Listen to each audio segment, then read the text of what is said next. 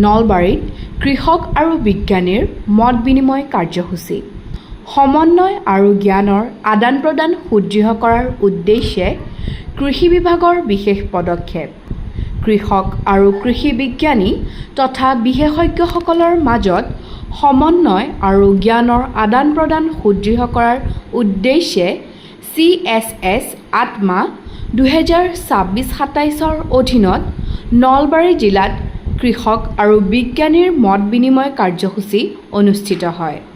কাৰ্যসূচীৰ প্ৰথম দিনটো নলবাৰী জিলাৰ লক্ষীপুৰস্থিত অসম কৃষি বিশ্ববিদ্যালয়ৰ college of horticulture and farming system ৰিচাৰ্চত অনুষ্ঠিত হয়। জিলাখনৰ বিভিন্ন উন্নয়ন খণ্ডৰ মুঠ 25 গৰাকী কৃষকে কাৰ্যসূচীত সক্ৰিয়ভাৱে অংশগ্ৰহণ কৰে। কাৰ্যসূচীটো উদ্বোধন কৰে সহযোগী ডিন ডক্টৰ মৃদুল ডেকাই। তেওঁ কৃষক আৰু বিজ্ঞানীৰ মাজত সুদৃঢ় সম্পৰ্ক গঢ়ি তোলাৰ গুৰুত্বৰ ওপৰত আলোকপাত কৰাৰ লগতে কৃষি উৎপাদনশীলতা, লাভজনকতা আৰু বহনক্ষমতা বৃদ্ধিৰ বাবে আধুনিক কৃষি প্ৰযুক্তি আৰু বৈজ্ঞানিক পদ্ধতি গ্ৰহণৰ আহ্বান জনায়। কাৰিকৰী অধিৱেশনসমূহ সহযোগী অধ্যাপক ডক্টৰ সঞ্জীৱ শৰ্মাই তেওঁৰ সহযোগী দলৰ সৈতে পৰিচালনা কৰে। অধিৱেশনত উন্নত উদ্যান শস্য পদ্ধতি, আধুনিক উৎপাদন কৌশল আৰু বহনক্ষম কৃষি প্ৰযুক্তিৰ বিষয়ে কৃষকসকলক তথ্য আৰু ব্যৱহাৰিক পৰামৰ্শ আগবঢ়োৱা হয়। ইয়াৰ সমান্তৰালভাৱে নলবাৰী জিলা কৃষি বিষয়াৰ কাৰ্যালয় DAO2 কৃষক বিজ্ঞানী মত বিনিময় অনুষ্ঠান অনুষ্ঠিত হয়।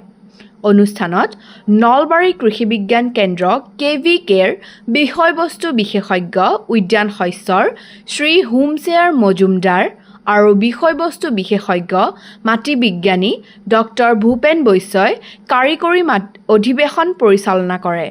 তেওঁলোকে মাটিৰ স্বাস্থ্য সংৰক্ষণ, কৃষি উৎপাদন বৃদ্ধি আৰু বৈজ্ঞানিক কৃষি পদ্ধতিৰ ওপৰত গুৰুত্বপূৰ্ণ পৰামৰ্শ আগবঢ়ায়। অনুষ্ঠানত নলবাৰী জিলা কৃষি বিষয়া দিবাকৰ ডেকা, SDAO ৰমণীকান্ত শৰ্মা, DPD1 সৈয়দ জাকিৰ হুছেইন আৰু DPD2 ডক্টৰ বিনীতা শইকীয়াৰ লগতে কৃষকসকল উপস্থিত থাকে। কৃষকসকলে পথাৰত সন্মুখীন হোৱা বিভিন্ন সমস্যা বিশেষজ্ঞসকলৰ সন্মুখত দাঙি ধৰি পৰামৰ্শ গ্ৰহণ কৰে। এই কাৰ্যসূচীয়ে উন্নত, লাভজনক আৰু বহনক্ষম কৃষি পদ্ধতি গ্ৰহণৰ ক্ষেত্ৰত কৃষকসকলক প্ৰয়োজনীয় জ্ঞান আৰু ব্যৱহাৰিক দিশ নিৰ্দেশনা প্ৰদান কৰা এক গুৰুত্বপূৰ্ণ মঞ্চ হিচাপে ভূমিকা পালন কৰে।